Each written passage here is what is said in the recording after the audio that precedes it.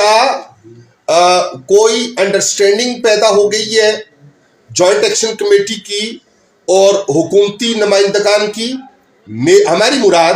جو سیاسی منتخب نمائندگان ہیں ان کے اور انتظامیہ کے درمیان اس گرینڈ آپریشن کے حوالے سے کوئی ایسی انڈرسٹینڈنگ پیدا ہوئی ہے کہ جس کی بنیاد پہ یہ آپریشن ہو رہا ہے؟ اور اگر یہ دونوں باتیں نہیں ہیں تو ہمیں معاف رکھیے گا اور ہمیں معاف رکھیے گا کہ پھر اگر منتخب ایم پی اے اور منتخب ایم این اے وہ ان دونوں میں سے کوئی بات نہیں ہے اور کوئی انڈرسٹینڈنگ بیچ میں موجود نہیں ہے تو پھر ان کا یہاں پہ کیا کردار ہے؟ صرف امید دلانا کہ یہ بات ایسے ہے یہ بات ویسے ہے، ہم کوشش کر رہے ہیں، ہم دیکھ رہے ہیں، یا کوئی دو ٹوک موقف ہے؟ دو ٹوک موقف یہ ہوتا ہے جناب والا کہ آپ اگر عام لوگوں کی اس صورتحال کو درست سمجھتے ہیں تو ان کے لیے آپ فائٹ بیک اس طرح کیجئے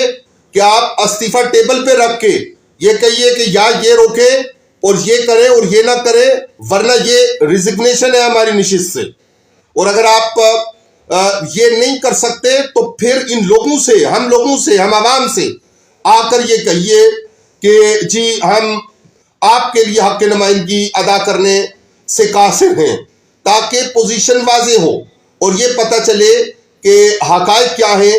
اور کن بنیادوں پر یہ صورتحال کنٹینیو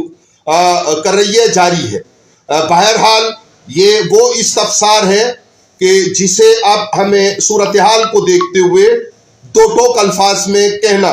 ہماری مجبوری ہے کہ ہم لگی لپٹی رکھنے سے تب قاصر ہیں، اور جو ہماری سب سے پہلے عوام کے حوالے سے ہماری سوچ ہے، فکر ہے، زاویہ نظر ہے اور گفت کا انداز ہے وہ یہی ہے۔ اگر کسی کو تلخ نوائی لگے تو ہم معافی چاہیں گے، لیکن روح مسئلہ کے لیے ضروری ہے کہ کوئی تو ہو